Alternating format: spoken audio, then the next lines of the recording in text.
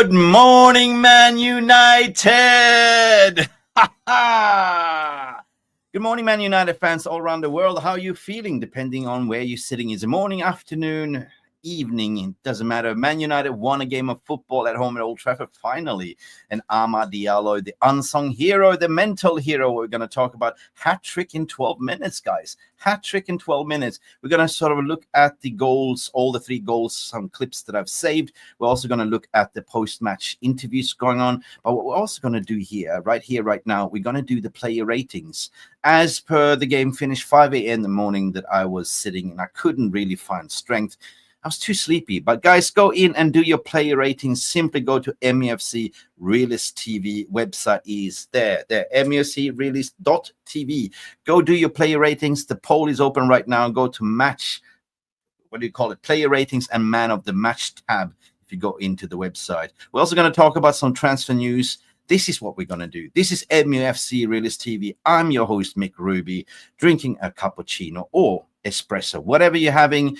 Smash the like button. We are on a road to 50,000 subscribers. Do me a favor, give us a little bit cheek, like and subscribe. Are you ready? Let's do this. Come on, United. And Garnacho! Has the Premier League ever been more challenging? Will you be in the dugout at Old Trafford on Sunday? I will be here. Definitely. Okay, let's go. Okay, let's go. How do you feel to be a Man United fan this morning? How did you wake up? Did you wake up with a smile? We're going to look at the game in isolation and we're going to be real. Actually, AMAD Diallo got us out of jail. That team performance from his mates into this 80 minutes were absolutely diabolical.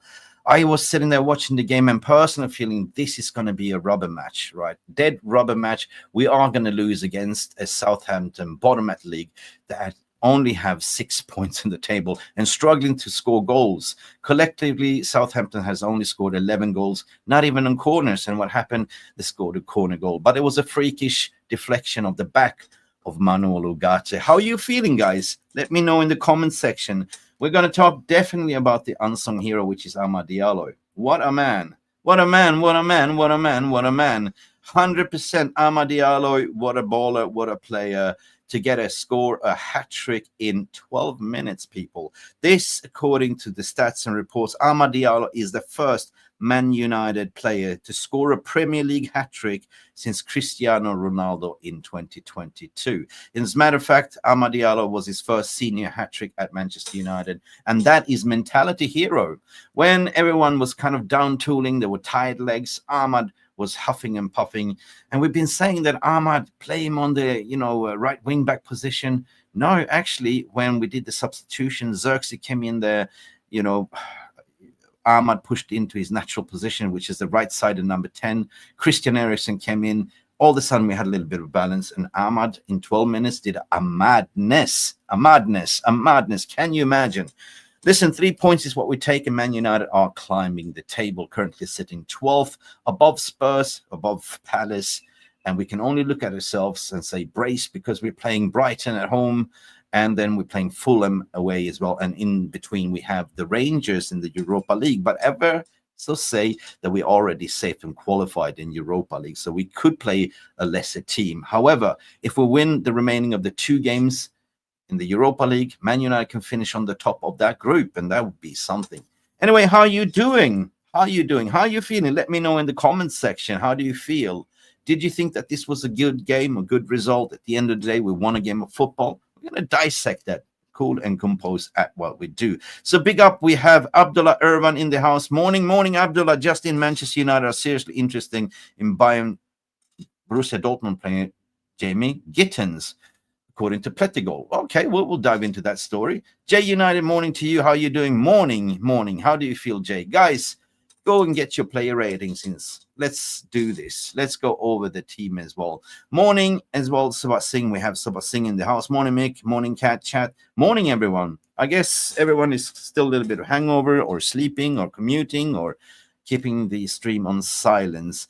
We have Abdullah also saying that Napoli's plan is to convince Alejandro Garnacho to join them and hope Manchester United lower down the request, according to Di Marzio. We're going to talk about that as well. So far, there's a lot of noise coming out from Italian media, but we don't see anything coming on from British media. Apparently, according to Italian media, Di Marzio and everything, there's been a bid rejected, £42 million. Man United has set like we're minimum selling Garnacho for 60. We're going to look at Garnacho's performance as well. But in terms of AMAD Diallo, man, AMAD freaking Diallo, right? When everyone looked tired, rugged, couldn't be asked, it's ironically speaking that this was a game in isolation. We wanted to see Man United perform against a lesser team. Crikey, we played City. We played our socks off against City at the Etihad, 1-2-1. We played Liverpool 2-2 at Anfield. Totally bossed that game as well. Could have won it. We played a FA Cup penalty shootout. I mean, of course, that was over 100 minutes a game of football. 120 players was mentally tired after that. We won the penalty, and we had a few days rest. And is that fatigue setting in? Because, in my opinion, your mind is controlling your body. So if your mind is tired, your legs won't work. Simple as that. So we saw a little bit of a fatigue here, or did we? Or did we just let them sort of to boss? Because the first half, in my opinion, was criminal that we invited them to boss us at Old Trafford. Actually, Southampton played football, and we were kind of sitting back, playing a back five. And I didn't really understood. I was watching the first half, and it's like, why is Mazraoui being pinned back? Why is AMAD Diallo also pinned back? Why are we not pushing forward, like having a higher press? Well, it comes down to fatigue, according to Ruben Amorim. So that in isolation, the first half was absolutely dog shit, right? There was acres of space creating, and it was all hesitation. Like, what should we do? It was like the players and the defenders had ticks, we didn't have an answer towards Soleimani, or whatever his name, Suleiman, and absolutely, Lenny Euro got cooked on the right-hand side because the gap between Lenny and AMAD Diallo was too huge, right? There's a general rule of thumb. There's an Italian coach is saying, between the defense and the midfield should be maximum 25 meters. We had 50 meters. So you can understand that Lenny Euro played like right back and right center back, and he got absolutely cooked by the pace of Suleiman, right? So that was, I felt really sorry for it. Like, we didn't have the answer, right? But when I talk about the hesitation of the defense, the Licht and everyone, there was like they were having ticks. No, I mean, we saw the rugged fight Ugarte and everyone else in the past games. They were like on the ball straight away. There's no hesitation. Just go for it. But it was like, should I do it? Should I do it? And by the time they decide, it was too late. I mean, and then Andre Onana did a world-class saves. Like, it was pretty much Peter Schmeichel-esque saves, right? So we could have easily gone 2-0 down, or we can easily also been 2-0 up, because the chances we created was no confidence. Instead of shooting, we squared the pass. We couldn't sort of put the ball past, Ramsdale. So at the end of the day, 0-0 was the result in the first half. But I was kind of shitting my pants. I was kind of feeling like pissed off. Like, you charlatans, I was thinking, you can show up against the bigger teams, but you can't lead the dance when it matters at Old Trafford. A front like, fully 70,000 people in the stand watching you, demanding you win, because it was a must win. A loss would have been such a deflating from everything that you've done. But, that was a story. Like, there was too much to dissect, in my opinion. Second half, of course, I was thinking this ain't working. On paper, it was the strongest lineup, but the mechanics of the team, the dynamics didn't work, The second half, we saw what needed to be done. Like, we hooked out Ugarte, we hooked out certain players, in comes Xerxes, changes the dynamics of the game. 100%. Rasmus Højlund, in my opinion, he couldn't even score against a lesser team. But on the other hand, he didn't give much service. But he looks like he's lost of confidence, right? Instead of shooting on his chances, he squared it out and played it. And I don't know. I feel sorry for Højlund. He only registered 2 goals so far in the Premier League. And, that's not a good return on investment. So Man United need to get a prolific goal scorer in the summer, because January window is about 15 days left. And I don't think we're going to get a lone striker. It looks like Koulibaly is going to Juve. Who else is we going to get on the loan transfer market?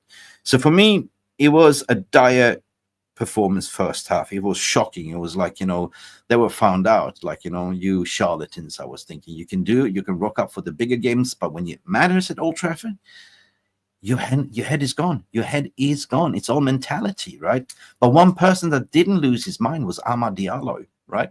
He just simply needed a little bit of refreshment in the cavalry in the second half to get players that could understand football. So the players that came in, Xerxes, he came in to say, I'm going to show you, right?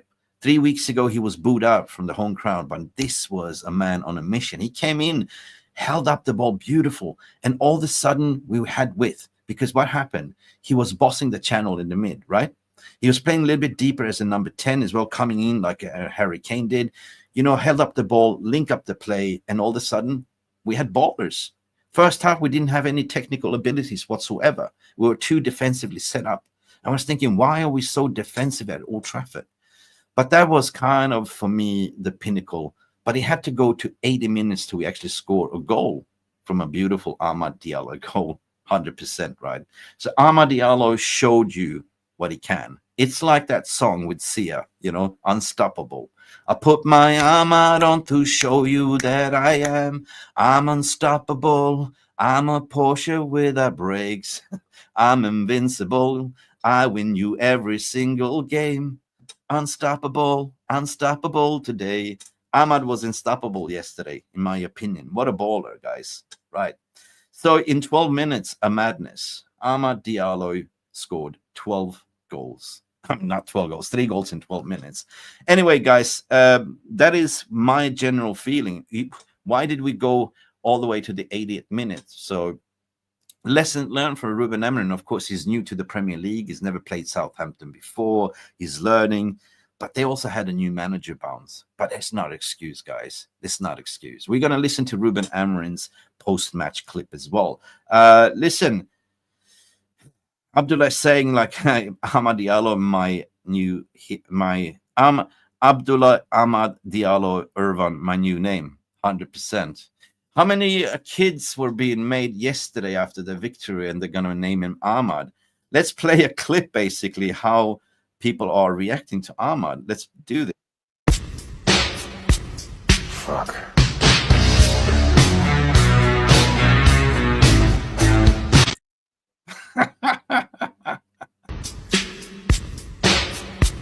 Fuck.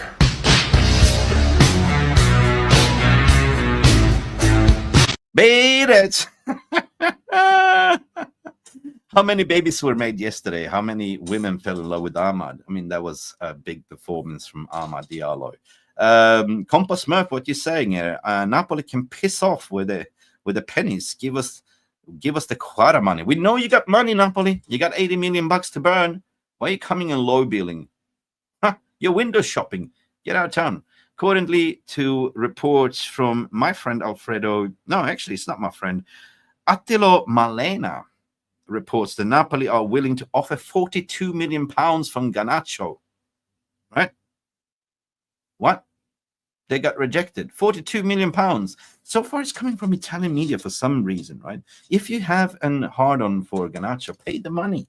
Pay us the money. But the question is, will Man United accept the money? They want £60 million for him. That's 70 million euros. Right? Garnacho yesterday looked a little bit lost in the first half. 100% was wasteful. His passes was wasteful. He doesn't look like a man of confidence, but he was played out of possession. Garnacho, for me, is more of a left-sided player than a right-sided player. There's a lot of things that we can talk about, but at the end of the day, I agree what you're saying. They can piss off. If they're coming in with a 42 million bid, they can piss off unless they raise it to 60 million, which will raise the eyebrows of the greedy Scrooge, Glazers, and Ratcliffe. They are looking to sell the academy. Something that struck me yesterday, if you saw Owen Hargreaves' post-match show yesterday, he said, why are Man United selling the academy? These are the people of the future. They are the hungry people. This is what, Man United is all about. Why are you selling them? This is what fans wants to see. Somebody like a dream scenario, like, the fairy tale comes from the academy and makes it, right? Like an AMAD Diallo story, like a Kobe Mainoo story. Why are we selling them? Why? Because of profit, FFP? Piss off, man. it's I know it's not Ineos' fault that, you know, some players that unsellable because of high wages, but they need to go. Rashford probably, you know, need to go. There's apparently going to be a decision where he's going to go. Will it be AC Milan or be Barcelona, right? At the end of the day, I don't care. Casemiro didn't play yesterday. He was sitting on the bench. That's indication that he's gone.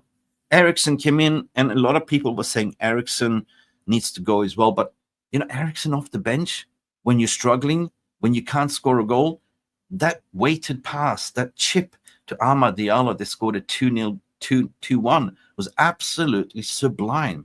It was class. What a chip. And AMAD Diallo, the way he took that goal, we're going to look at that clip as well. 100%.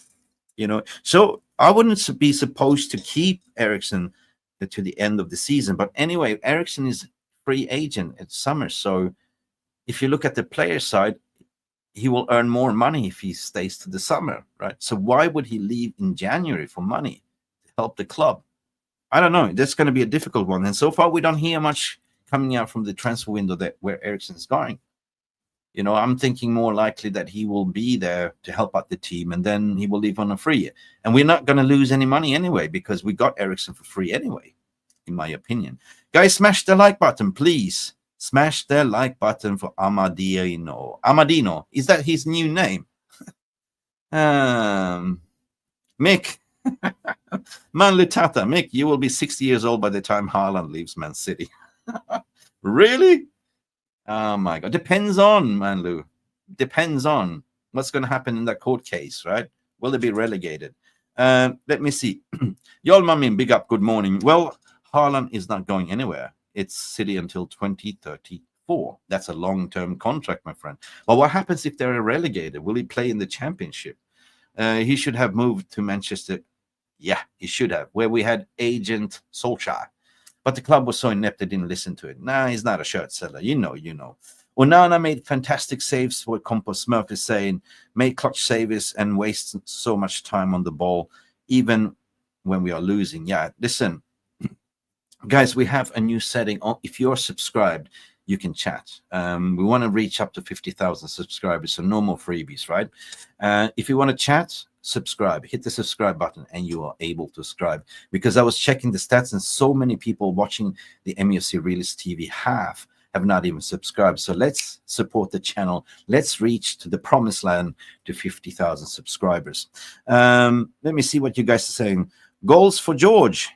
If United can get 55 to 60 million plus 30-40% sell-on clause, that should they should sell Garnacho and buy Nene Douglas or Osimhen, or potentially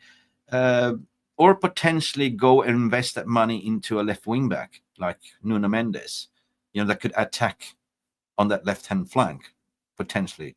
Rasmus need a loan, the bench, or sale. Maino is not a 6, and number 8 can only be a number 10. Yeah, 100% is totally wasteful. Number 8 is his position on number 10. But arguably to say that, he looked a little bit lost, in my opinion. So it is what it is, guys. So we're going to divide this stream into 2 halves. We're going to do the player ratings, and hopefully you've been in and done the player ratings as we speak. So player ratings looks like this, people. Looks like this. I'm going to add this to the stage. Go into the website, mufcrealist.tv. Go on the tab called Player Ratings, Man of the Match. There you will see, vote for your player ratings, and off we go. But listen, at the end of the day, we're going to look at some clips. We're going to look at Ruben Amorim. Let's play some of the goals yesterday. But listen, at the end of the day, I'm going to do this for copyright reasons. I'm just going to reverse them. All right. Bloody hell. Okay. All right.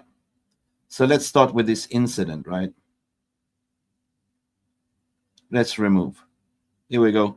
So what I'm talking about, as soon as Xerxes came in here, it was instant link up for play, and AMAD went into the number 10 position. You see how Xerxes receives the ball here from Bruno.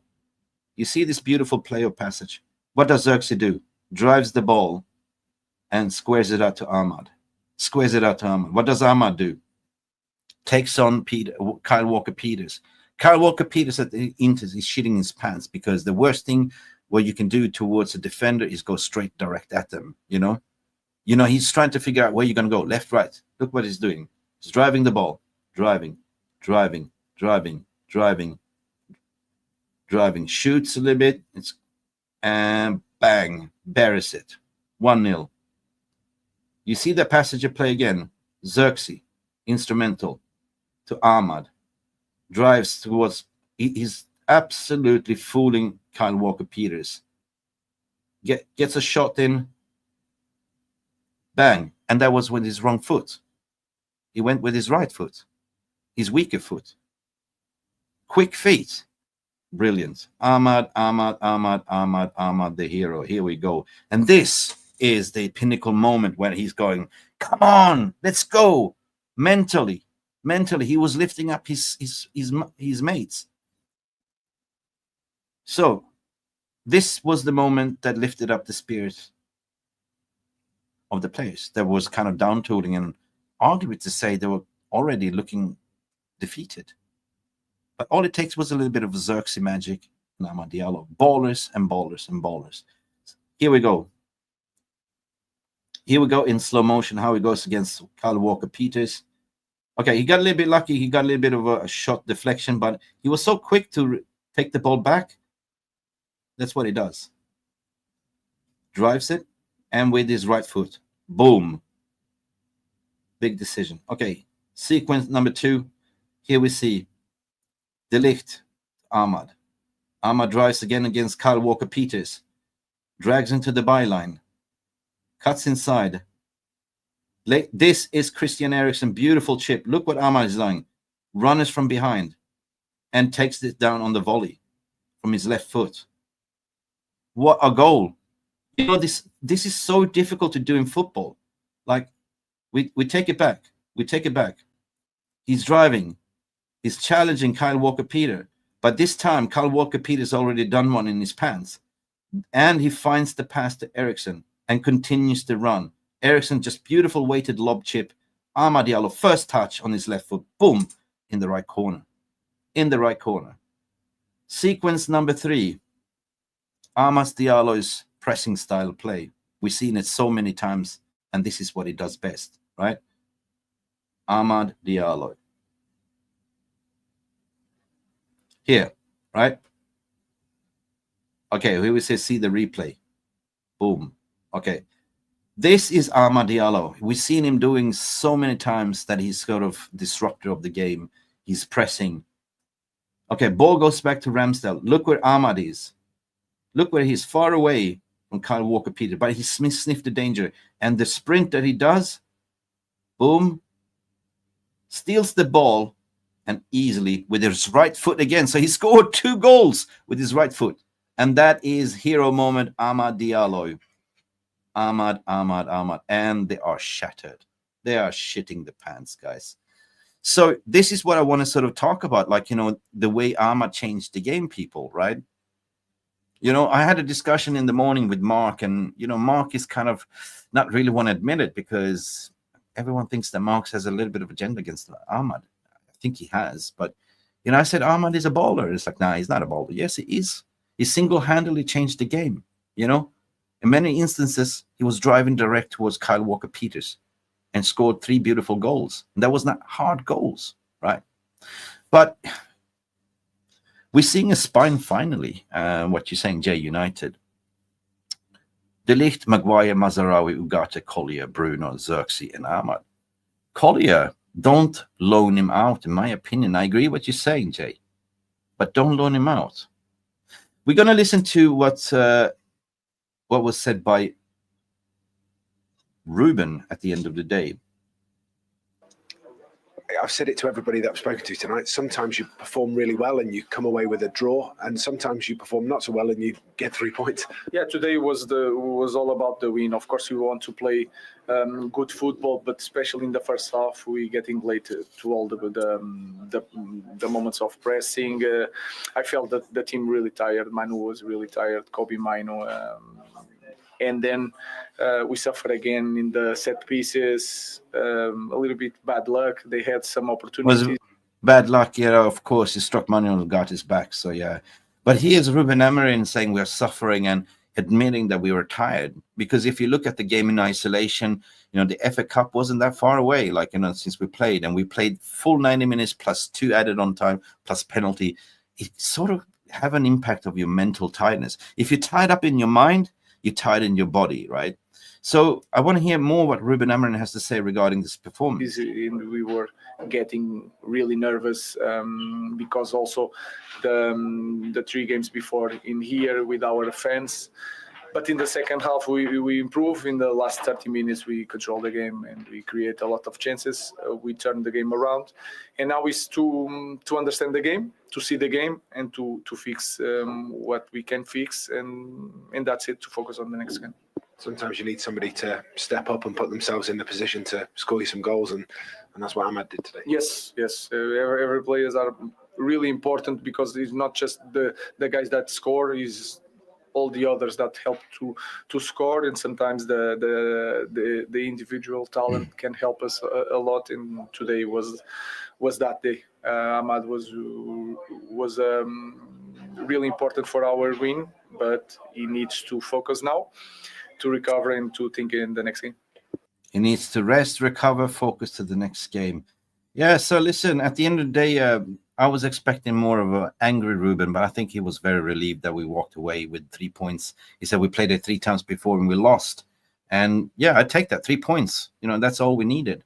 And we needed a hero to step up to sort of be the decider of the game, right? So, but the question we need to raise here again, it's what we fans been seeing. This team can turn up for the big events, but when it matters, when the lesser teams, it would be so embarrassing if we lost this game against Southampton, bottom of the league. So yeah, AMAD got us out of the jail, How important was a win today for the rest of your season? Today, I think, was really, really important. More than Arsenal, more than Liverpool. Today was really important. We know that our fans want to see a team playing so much better, and I understand that. And I want them to know that we know that. And but we need time, and to win time, we need to win games, and that's what we're trying to do. 3 points on the board, and you go into the next game with a bit of confidence again. That is clear, because tomorrow we will focus that we won the last one. We're going to prepare with a different environment. That is normal. So Sunday we need everybody here in the stadium again. We are going to suffer doing the game, that is for sure, but we are going to do. So my new nickname from Ruben Amorim is Ruben Suffering. Yeah, because there's a lot of, every interview is suffer. We need to suffer. We need to suffer. And fair play, we're going in on Sunday. We're going at Brighton. That's going to be a big test. There's those teams that I don't really like. There's some bogey teams. There's Brighton. There's definitely Fulham as well, one of them. And there is Bournemouth, which is a bogey team as well. Wolves has always been a bogey team as well. But Southampton, last time we played them, we always seem to do bad against Southampton. So yeah, I agree with Ruben. I take those 3 points and walk away. It was a must win. And, you can discuss the performance later. He sort of acknowledged that there were tired legs, there was tired people. And I was sort of praising him for his in-game management, that he recognized it. And the second half, he did substitutions very, very early as well. Everything to win again. Ruben, thank you. Thank you. So, sometimes we're not going to listen to remaining of Matthias de Ligt and everything else. But you know what? He was right. And I'm going to talk about Ruben Amorim's in-game management, because he thought that on paper, when we looked at the lineup, wow, he's going strong, yeah? He's doing that. But it didn't work out in the first half. So what it did, you could see he was suffering. It's like, this ain't working. So I praise him for his in-game management, that he recognized it. Because if we look at prior, like Erik ten Hag and all the other managers, they didn't have any in-game management. Ole didn't do subs until 85 minutes. What's the point? What's the point of doing anything, Another Glazer January transfer window. I don't know, Thomas. I don't know. We need strengthening. We need to support Ruben so he doesn't suffer anymore. Anyway, speaking about that, we're going to go into player ratings as well. And let's do that, people. Let's finish off with the player ratings and talk a little bit about the Man United transfer window, because a lot of people are wondering what's going on. What the hell is going on? I don't know, man. I don't really know what's going on. Are we getting any signings in? Doesn't look like it. We definitely need not only a left wing back, but also right wing back, the way it looks like, you know. Mazraoui is not the person that will bomb forward. Good defensively, can play with the Diallo on the right wing back situation, but we definitely need to get a left wing back in. We are getting a youngster, Diallo, coming in this summer, but for now, until May, end of May, we definitely need to get that one in, right? Yali saying if we get somebody out, there's a chance for somebody to come in. Yeah, there's always sell to buy, you know. So Rashford is the ticket for the outs, 100% for signings. Rashford and Casemiro. And you guys are thinking like, you know, Saban is saying, we're not buying anyone. We're not buying anyone. It's always been the overarching feeling. Every January window, we're going in with this high expectations. We're going to do business. We're going to do business. But then we got to sort of take off the foot of the gas and realize that, hey, we need to sell to buy. And there's players are allowed to talk into other clubs, or Rashford and Casemiro. All right. So we get those out of the door. Fine. We can get a left wing back in. But to sell Garnacho, I don't know. They have to fork up 70 million euros or 60 million pounds. And that the club will be open to discuss that. But the question is, will Ruben Amorim sanction that deal? For me, I'd say Anthony is a very tricky one to get rid of. That is the old regime's fault, and the madness from John Murtagh that could overpaid. They absolutely overpaid. We could have got him for 50 million. Instead, we ended up paying 95 million. So, and gave him like a silly wages on 250. And it hasn't really been performing. So that's a very expensive bench warmer, in my opinion. But anyway, guys, let's go into the player ratings. Let's round up the show. Garnacho wouldn't bring in somebody good because the wage structure. Garnacho wouldn't bring in someone good because of the wage structure. We can't have Rashford and Casemiro on 700k week bench, 100%. That is an expensive bench. But Garnacho is cheap on wages, 100%. So I keep him, definitely keep him. I want to go in straight, just finish off, round off the show with the player ratings. Andre Onana, brilliant.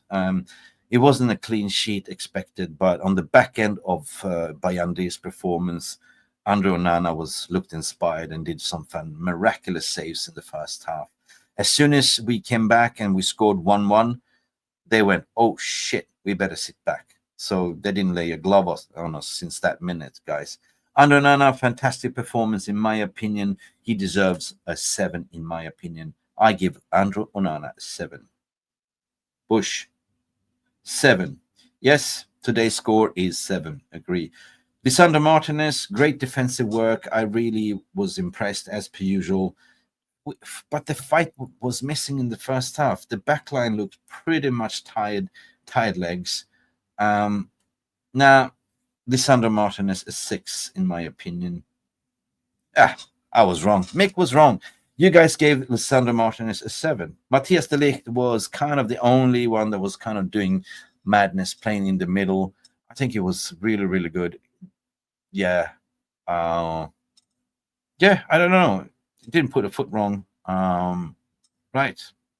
Well, if you gave Lisandro Martinez a 7, then I believe it's going to be a 7 for de Ligt as well.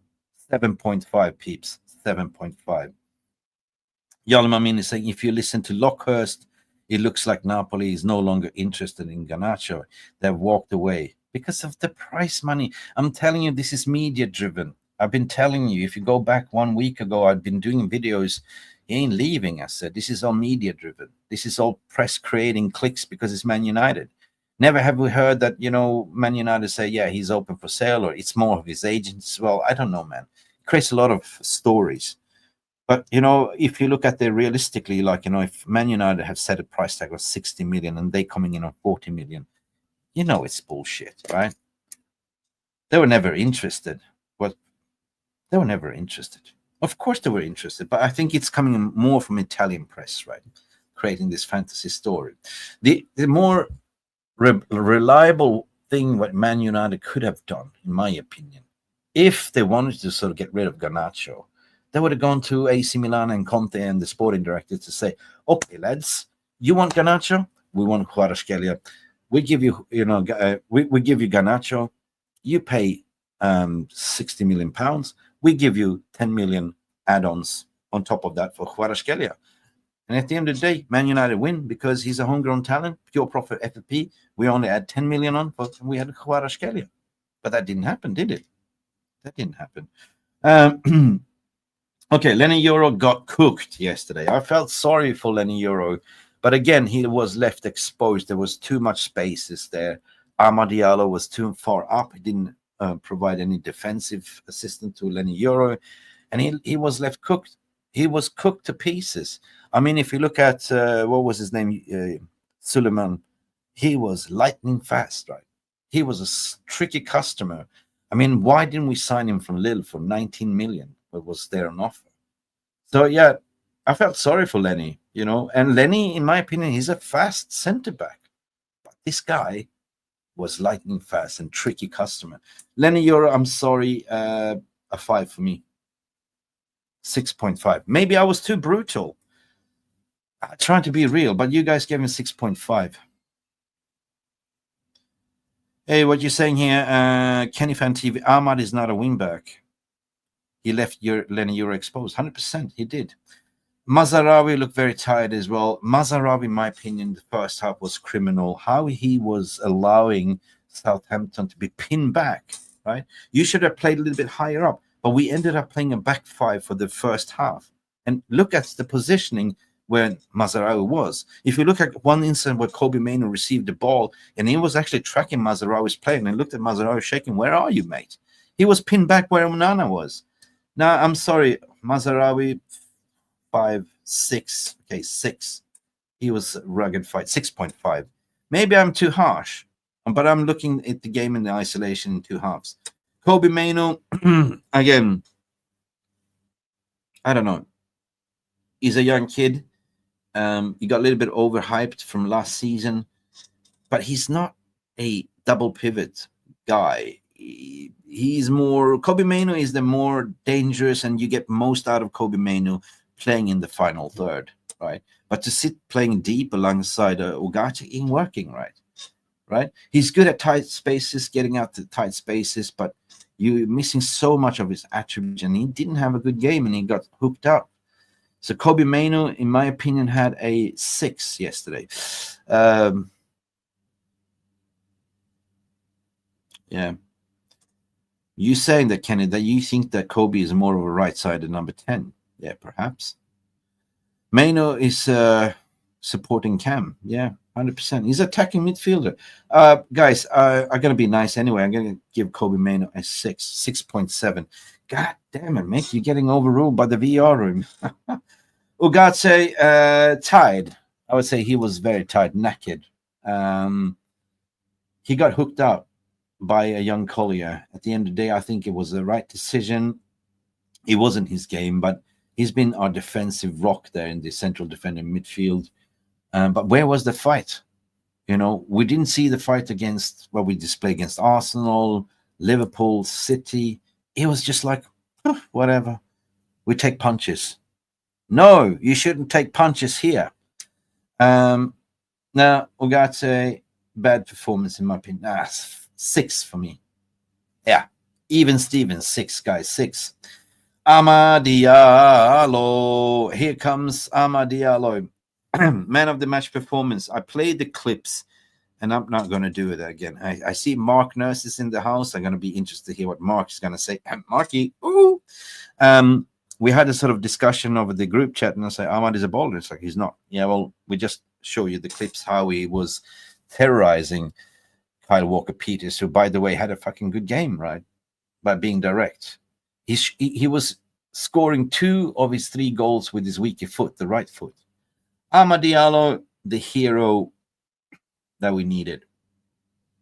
All it take was AMAD Diallo to score the goal, and he was rallying up the cavalry. He saved his teammates, who was already down tooling. He's like, come on, guys, come on. Let's go. And from that moment, we had a madness. 12 minutes hat trick. AMAD, Diallo, please stand up. Man of the match performance. Guys, what you saying here? 8 out of 10, according to what you're saying, Kenny. I'm not going to give him a 10 because the game is a two halves. He was sitting too deep in the first half. But as soon as he went into the, left-sided, sorry, right-sided number 10, Anthony came up to unlock him as well. Xerxes came in. He showed his value. Play AMAD on that position, 100%. A 9 for me, guys. I'm going to go on 9. 9.3. 9.3. Yeah. So we are close, guys. We are very close.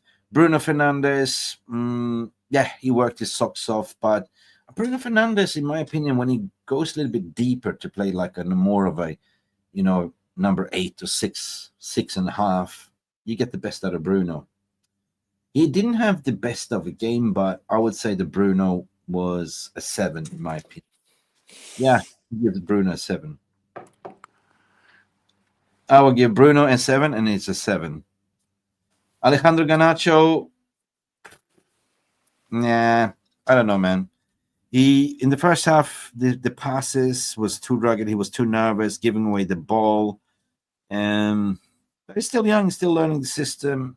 Okay, I will give him a generous 6. 7. S7. S7.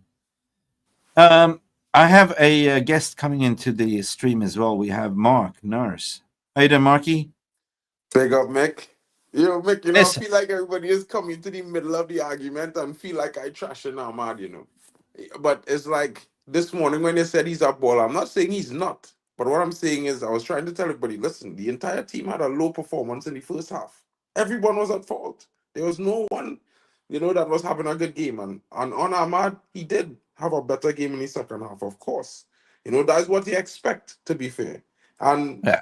I think, this is just me, he have a whole season. We have like 20 games plus ahead of us. Let's finish the season and then let's hype him to the hill. Because you know what? I feel like the team coming together.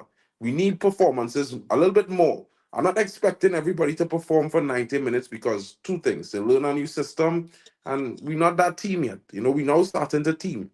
And realistically, like even with Euro last night, you can't even blame Euro on Masraoui.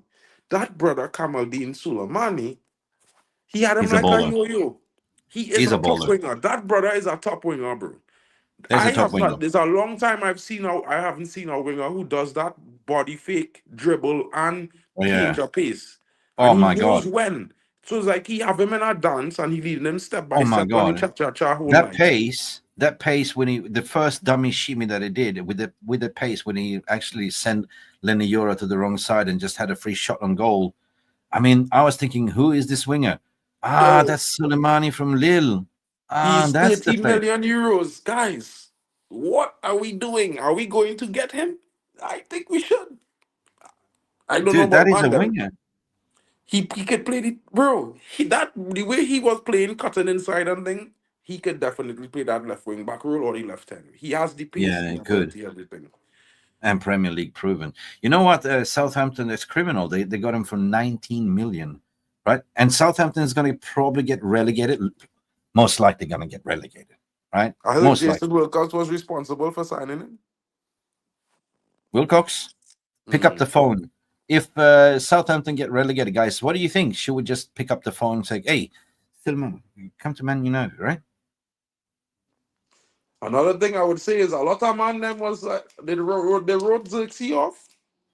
Apologies must be had for Joshua Xerxes because he's starting to come into Apologize. some form and he's looking Yeah, absolutely. very good. Yeah, but that's the creativity we've been missing in the middle of the park. Somebody that can sort of hold up the ball and doing the link-up play. He reminds me of what Anthony used to do. Kind of, and even in a slightly different way. I feel like he's more of in the middle of the park. In the player. middle.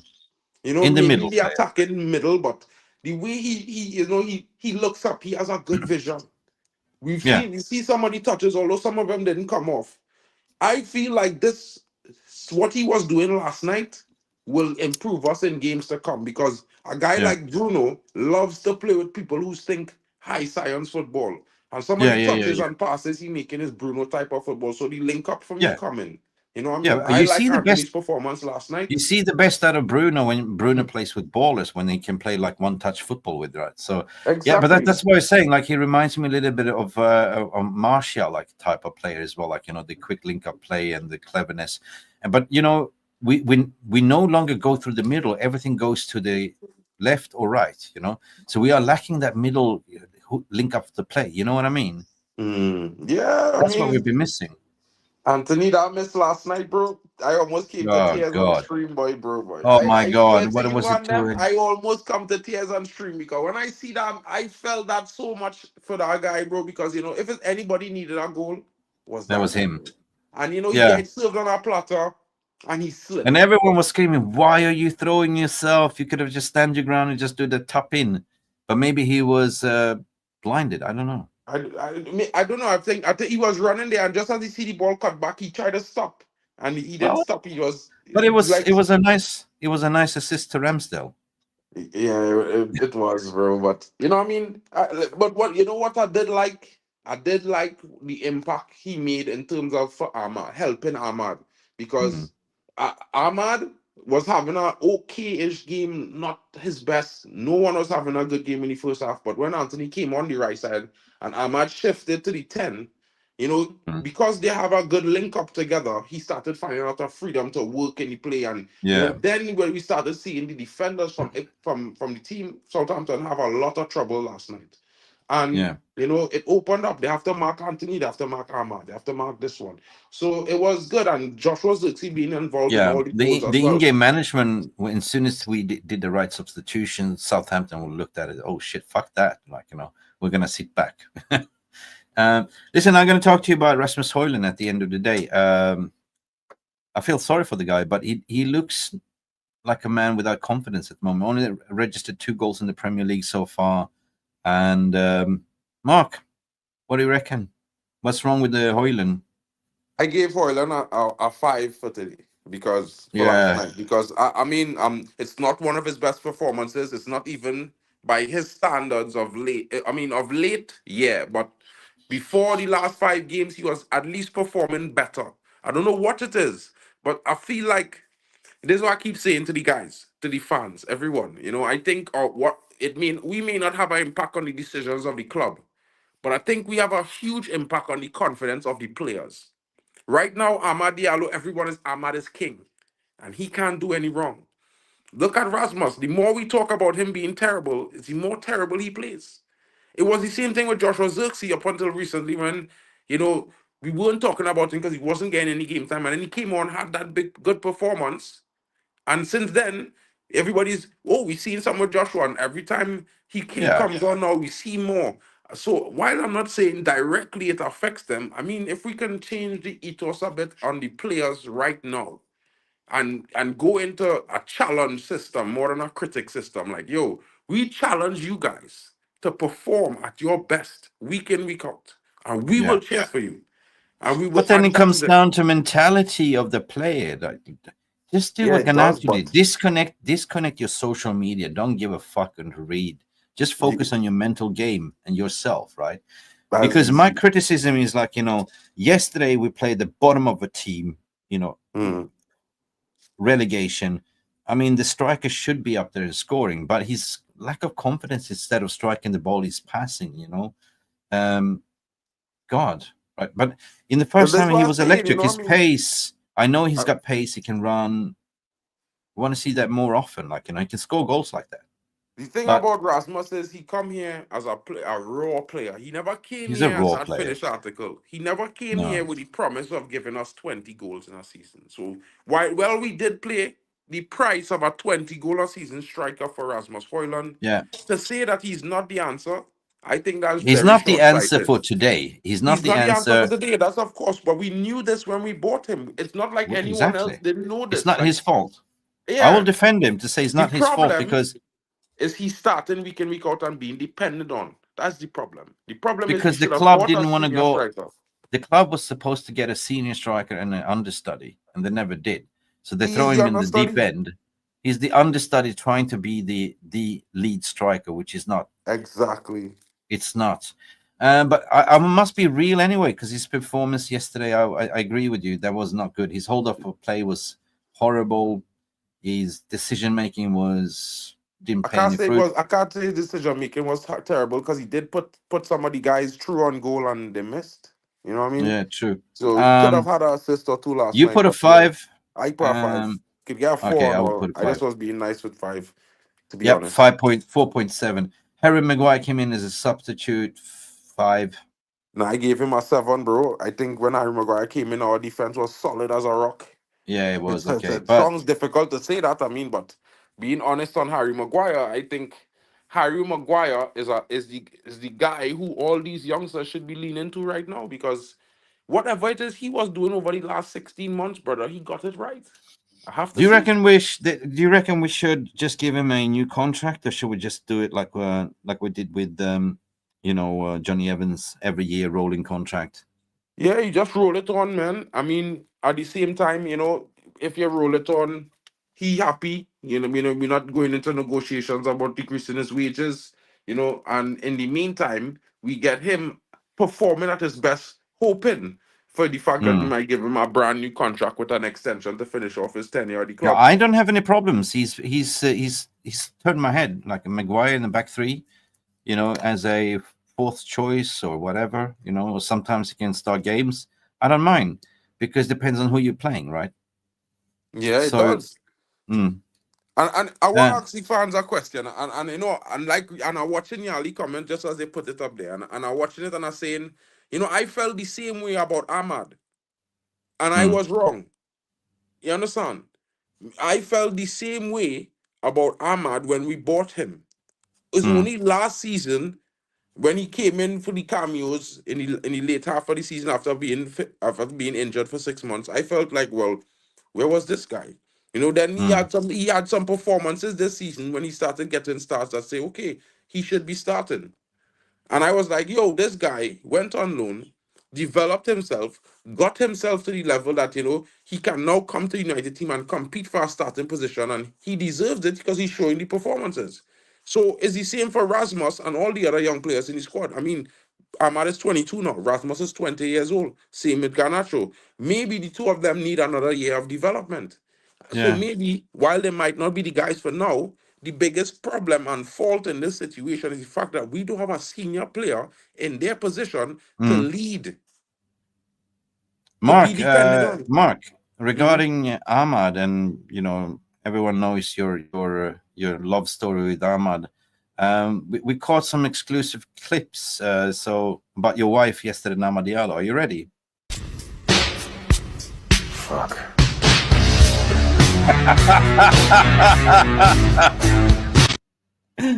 That was your wife checking out Ahmad. You're in trouble, my friend. Fuck. You're on mute. You're on mute. Yeah, we blew it. Mark, you're mute. What happened to your sound? Your sound is gone. Kaput. Hello? You there? You there? No. Mark disappeared. Absolutely got trolled there. Anyway, we got to move on with the player ratings. Mark will come in again. Yeah. So I was saying, Mick, for me, this is not his limit. Yeah, and like, when I look at a lot of the players that we have, it is not their limit. But right now, this is what they're doing now. He is showing his potential. He is showing most of what he is capable of. The other guys, not at that level yet, but that don't mean that they're at their limit. And this is the one thing I feel like fans need to take into account sometimes. I know we want to win. I know it's Man United, but we need to be patient with these guys under 23. So you saying 7 on Harry Maguire? Okay, I listen to you. Harry. Listen, I put my hand up regarding Harry Maguire because I was his biggest critic, but he's turned it around. 100% Harry Maguire in the back 3. Christian Eriksen, again, he's a free agent in the summer. Man, we need players like him to come up when we are struggling to score goals.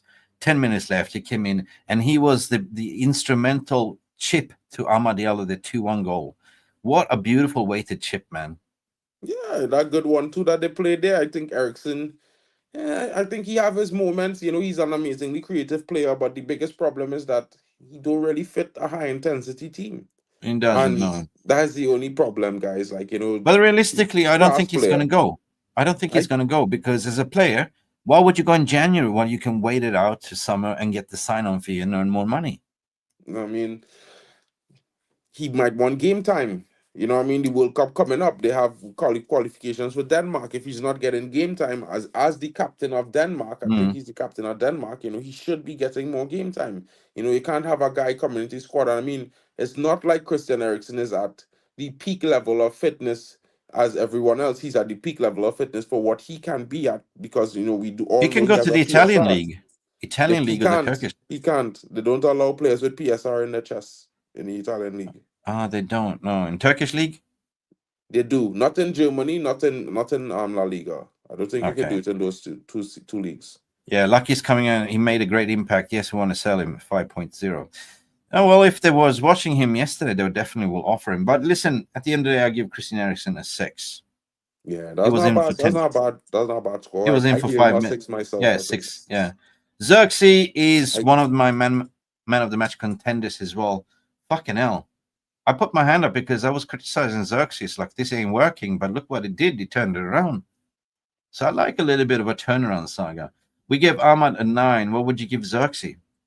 I gave Xerxes a 7 because I thought, you know, he did come on only for like 35 minutes, something like that. Yeah, no, And Mark. I I give felt him an like 8. and I felt I like he was had a very good performance. And because he didn't play 90 minutes, I didn't give him an 8. But he I was felt involved like in I all give the him 3 goals from the yeah, he build-up. did. He was. I give Xerxes an 8, mate. Xerxes 8. Boom, you deserve it. 7.7, guys. You are absolutely smash on. Anthony. I gave him a 6 last night. I think even though he didn't score the goal, I think his impact in the game overall was very positive. You know, and yeah, I mean, sometimes these things happen. I mean, we've seen players slip before they score goals before. It's not the But first not time, at that and moment. You're a we've seen winger. that You're a before winger this season, bro. striker. We've seen that before this season, Mick. Trust. He How much, must eating his shorts after that second. bro? What He did I probably was just do crying his here? eyes out after the game, Oh man. I'm my telling you. god. You know, because If I'll that be goal has honest, gone in, he would be like the hero all of a sudden, like you know in what I a mean? way, you know, he would be in a good way. You know, the fans would be celebrating him today, and I wanted that for him. I be so real. I think a lot of our players just need the fans to celebrate, to Okay. support them, just to be All behind them. right. So 5.5, 6, 5 for me, man. I'm sorry. I No, mean, 6. He was involved. 6. Yeah, decent score. Collier, I like it. I I like the gave Collier a energy. 7 last night too. Me too. Collier 7. And don't send him on a loan, man. Please. Collier 7. Yeah, 7. Boom. Ruben Amorim, what is his score? I mean, his in-game management was perfect. I mean, Yeah, but I feel like I was a bit contradicted when I gave Ruben Amorim his score. I gave him a 7. I wanted to give him a 6, and honestly, the only reason I wanted to give him a 6 was because I felt if we lost last night, it would have been his fault. You know, I felt like the starting lineup should not have had players like Mazarawi in it last night because of the long game that they played this the weekend. long I game, felt yeah. we should have They were rotated some tired, Chris. players. Ugarte They as were well tired. was tired. Yeah. Yeah, exactly. And I think that was I mean, at the end of the day, I think they didn't show the tiredness in the first 25 minutes. It's only coming up to the first half I was watching Ugarte, bro, he looked gassed. So at the same time, I think it is improving the squad fitness at the moment. We have improved a lot in terms of fitness, but yeah, I gave him a 7. I wanted to give him a 6. Yeah. But yeah, I we thought won the I game. think that he was thinking that he wanted to give the fans something. So he in his mind, his game plan was to score 2-0 and take them off, in the first half. So he started his strongest team. But then that didn't work out, so he had to change. So that's why I'm calling his in-game management was so sublime, that he recognized where the root cause problem was and it took them out of the limelight and put in fresh legs. I give Ruben a 7 in my opinion. So because of the Yeah, I first gave him half. a 7 too. I was just saying I wanted to give him a 6 because I felt if we lost, it would have been his Yeah. fault. Yeah. And most of the people of the voters also gave 7.3. Who is your man of the match? I gave it, of course, has to go to AMAD. Yeah. There's no question. I mean, it would have been Onana. I mean, he started off the first half with some brilliant saves. I won't lie. You know, it's just, Mick, I don't know if the guys in the chat will agree with me, but these sometimes goals that go in, it's not even the best strike that hit in the net, you know. You know what I mean? It's like these little trickles or fluke. In Trinity we just call them a floops. You know, because the ball, it didn't really hit, it wasn't driven in with pace or power. You know, it just kind of fell into the back of the net that kind of way. Yeah. I don't like the fact that he doesn't dive with both hands.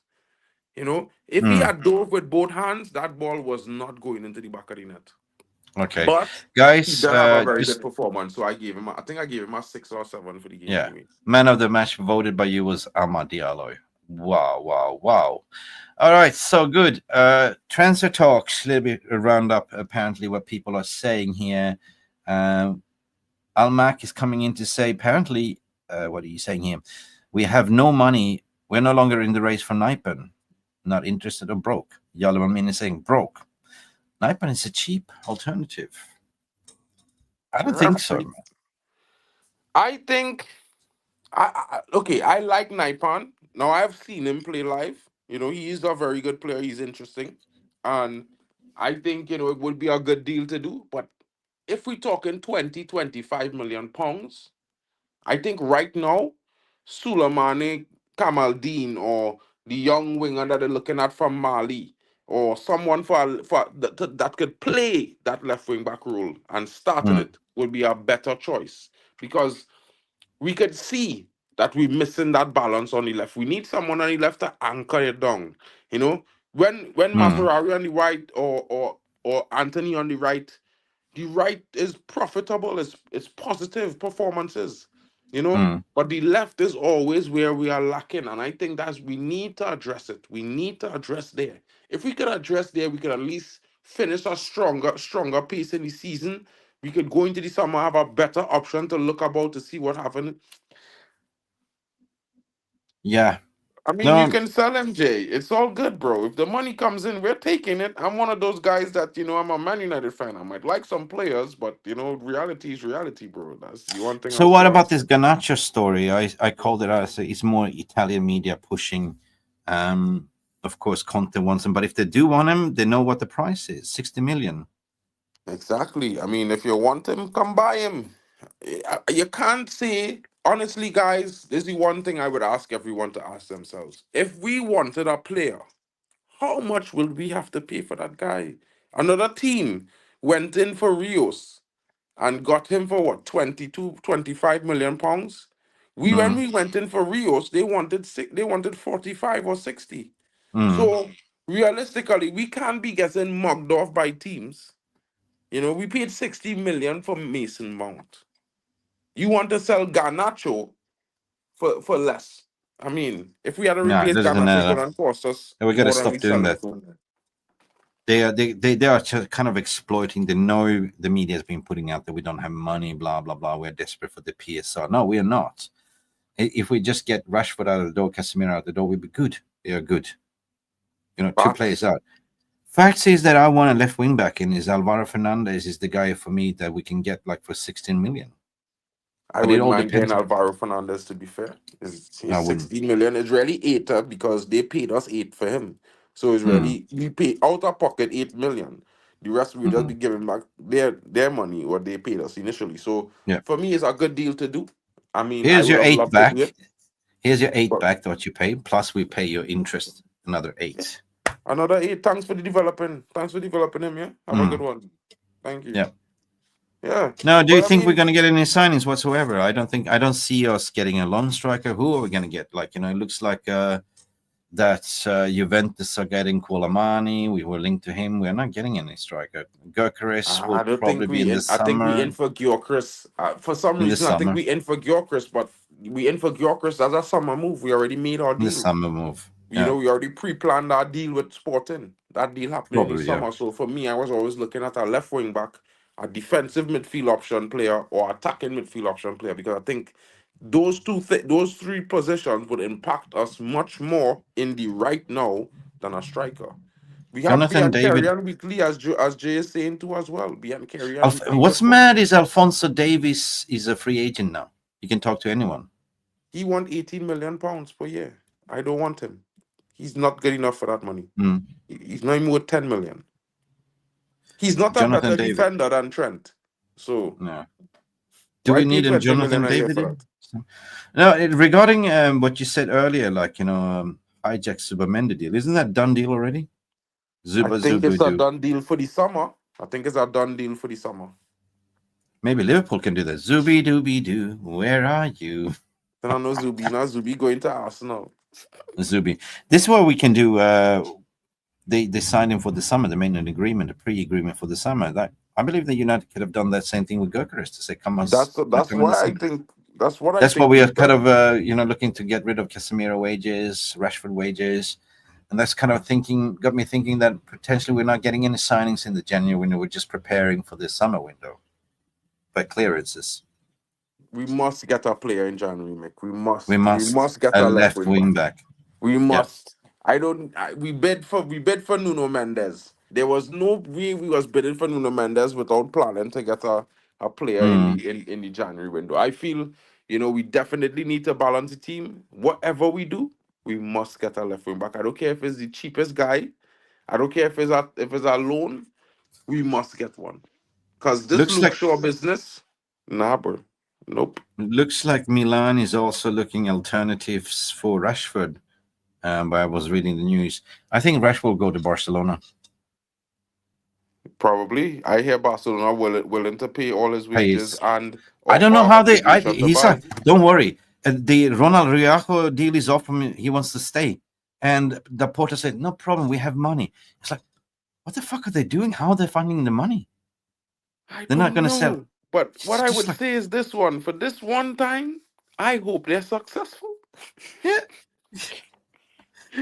What I would say this, Almac, I would be better than Jonathan David for free, bro, playing for United as a striker. Yeah, you would be. You're a killer. Yeah. I would be better than Jonathan David. Let me tell you something. Jonathan David has to be the most average striker I've ever seen. He is short. He is shorter than I am, to be fair. He's not quicker than I am either. He's not that quick. And he's not that tall. He cannot jump well. He's prolific in France. Have you ever seen him for Canada, bro? He plays in CONCACAF against Trinidad and Tobago. He doesn't really score that much goals in CONCACAF, where I would assume there are less good teams than playing in France. I think the French teams are better. That's just me. So in my summary, I've said it before, I'm not going to entertain this further unless Napoli comes in with the 60 million. Only then they will get the attention from the club. At the moment, just speaking to Garnacho's agent, nothing agreed with the club whatsoever. No contacts. Well, actually, they contacted the club. It's the opposite way around from what I heard. I heard that they haven't been able to speak to Garnacho because unless the club give the go-ahead, they can't talk to him. No. But the thing is, you get rid of Rashford, you can't get rid of another attacker. We are left thin, so I don't think that it will be sanctioned whatsoever. But anyway, what I don't want to see is a final end of the window that we are selling him and we're not getting anything, right? That would be a little bit too difficult to swallow, to be honest. That would piss off a lot of fans. Good morning, Locker45. What a way to finish a game. For me, Nacho stays, but 60 million would be the bulk of Osimhen, plus give them Rashford 30 million back over 30 million overall spending, then 60 million for Alvaro. Yeah, that's a good window. And we could even probably negotiate a deal for Suleiman and Kamaldeen with that 30 million, bro. We could pay down 10 and give 10 next season. I think that United is quite relaxed regarding the left wing back situation because they know they can just go at any moment trigger that buyback clause for Alvaro. So it's not a difficult deal to be made, right? They already scouted him, they already know him, so yeah. If I will put my money to something, I would say that Alvaro Fernandez, if we're going to get a left wing back. Because that's an easy I would hope it's Alvaro Fernandez as well. I'd be so honest, Mick. Like, We've seen the talent of this youngster. We know Ten Hag would have loved to keep him, but was unable to based on deals made beforehand with Richard Arnold and these guys. And I think those kind of things were the problem at Man United. And now with this new structure, we probably won't have those issues, you know. So it is what it is that happened, but we need to do quick. I feel like the biggest disappointment for fans is that we have that deal to do. We should have done that at the beginning of the window. From the 1st of January, activate the buyback, bring Alvaro in, let him run in the team, and then whatever else happens, happen. I think if we had No, got I Alvaro think back, the entire fan base would have been chill about this window so far. big up Lucky saying, Mick, can we buy Victor Osimhen bin Rashford to Napoli? But no, dude, I'm not the sporting director. I don't know. We can, but I think the general arching feeling this January window, the headlines has been to get Rashford out. Rashford has been creating the headlines, creating the environment, media frenzy.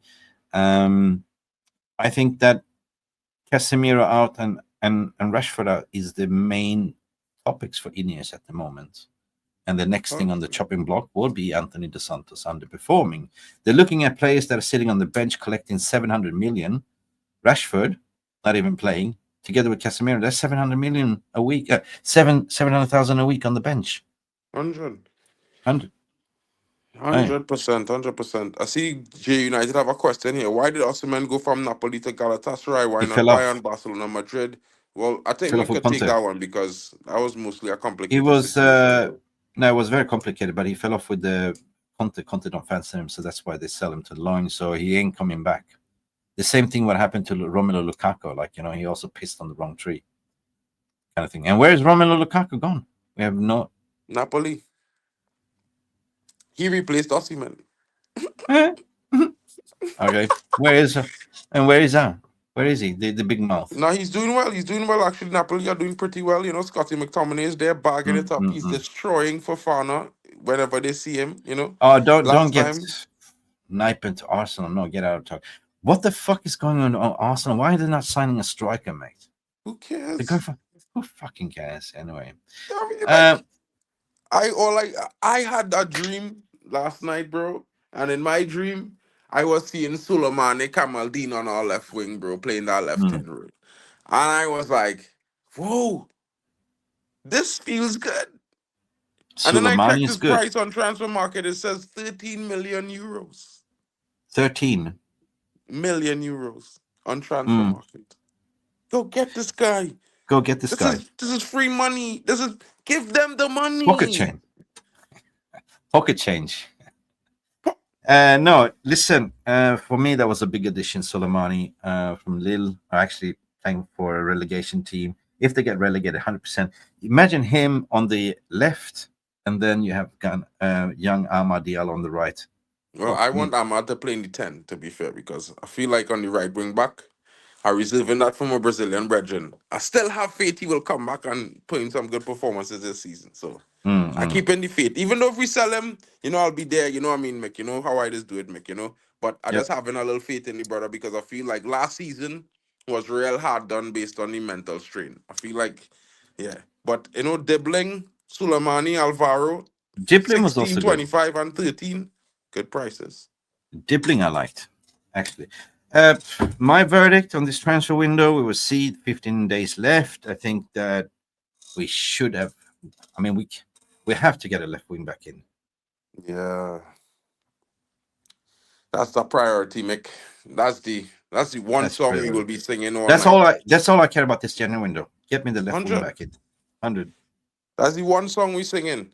We need a left wing back. I think we could forget our striker till the summer. And honestly, it sounds terrible to say that.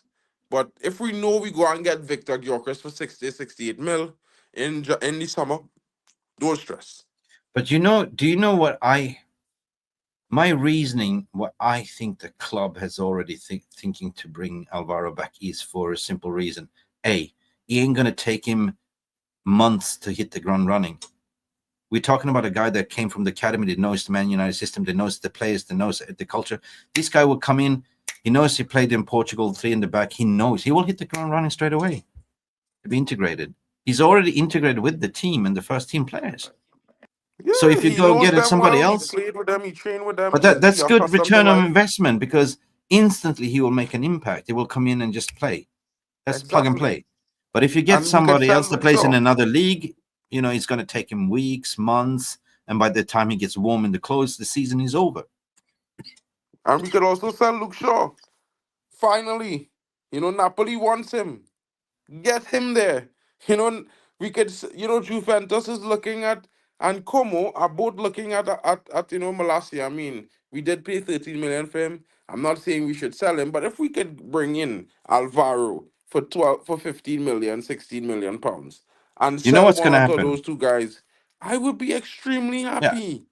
Honest, Almac honest has to got a point. God. You know, If all of a sudden is the domino effect, if we get Casemiro out, we get 25 million pounds. You will see signing straight away. I think they're already lined up the ducks. They're just waiting for the movements of Rashford and Casemiro. As soon as that happen, you will see in a couple of days signing. well, That's I'm what I looking think. forward to that, Mick. Here for it. And you know what? I just enjoy the role right now because this roller coaster still have some ups and downs to go before we Yeah. start just going upwards. Anyway, guys, happy Friday, guys. Thank you for tuning in. I'm sorry for yesterday. I couldn't do the reaction show. It's like 5 a.m. in the morning when the time finished. Absolutely out of gas. And at the end of the day, it was a beautiful win. I mean, these are the moments we live for, the hero moment, the turnaround. That so you kind of forget what the overall arching, game. I just live by the 12 minutes madness. That's all I need to wake up this morning feeling. Yeah, That's Mick, you beautiful. know what? I am one of those fans that live for last minute wins as well. You know what I mean? Mm. You know, I would complain about the entire performance sometimes, but in the current run of things with the team, I wouldn't say it's not a big deal. The mere fact that we came back from being down in dying moments and still was able to not just get a goal back, but we got 3 goals and won the game. We have to be proud of the team because realistically, we might have lost a game like that previously. One good point that I raised earlier, but even Jack is kind of reaching out. I think that the performance for Bayande raised the standards. It's challenging Onana. Yesterday's performance, his saves was sublime. But I would say that keep Bayande, keep playing him more as well. Keep competition. But the Well, thing is, what I don't like about Bayande is his distribution. How many times did he kick out the ball like that? This is prime arguments here, bro. Like, I like his shot stopping.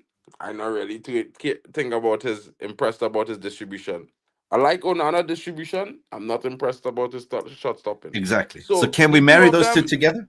Yeah, they need to train well together because I have a sneaky feeling I will be seeing Altai Bayern in goal in the Europa League game this week when I'm at Old Trafford. You know what? Of course. He's a penalty specialist. He's a cup goal keeper.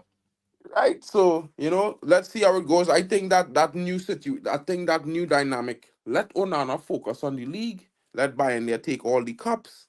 I think that presents a very, very strong opportunity for both keepers to get a lot of game time. And even if Onana was to have a bad couple games, he could drop in Bayern there, and then maybe Bayern keep for those couple games. And while Bayern doing that, Onana could be. But don't you do the think cup that games. Amorim picked Bayande because he knows he's such a great shot stopper and he's a good penalty saver? 100%. It was a strategic 100%.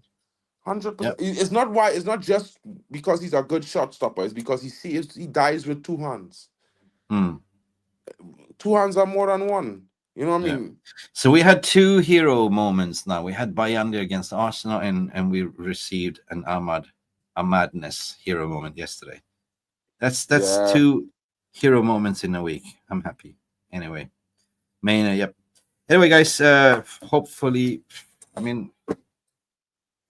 we playing Brighton on Sunday at home? Yeah, Brighton. We never do well against Brighton, man. We don't do well against Brighton. Hey, calm down, Mick. We winning. Sunday, 3 points. You know what I mean? We go and get 3 points Sunday. We are Crystal Palace after 3 points again. Listen, I'm not going to count my chickens against Crystal Palace.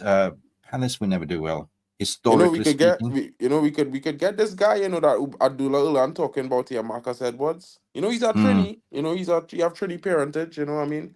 he could be playing for Trinidad as well as England. I would like to scout him for the national team in Trinidad, you know. Yeah. You know, he's an interesting attacking midfielder. He's playing the 10, he can play false 9, you know, good player. Yeah. Yeah. Listen, everyone is tuning in. Leave your comments in the non-like comment section. Don't forget to like and subscribe. We are on the road for 50K. And yeah, we're on the rise, like the table. Currently sitting 12 mark. Big up to everyone in the building. Big up to the VR Rumours. Thank you for having me, Mick. Big up to everyone. Hope you have a great day. It's been your boy. It's been Mick. M&M again in the morning. You know what it is. Smash the like. Good morning. People. See you to the next one. Enjoy your Friday. TGIF. We out of here. Bye. Thank you so much for stopping by and watching Mufc RealistTV. Don't forget to like and subscribe and follow us on the socials.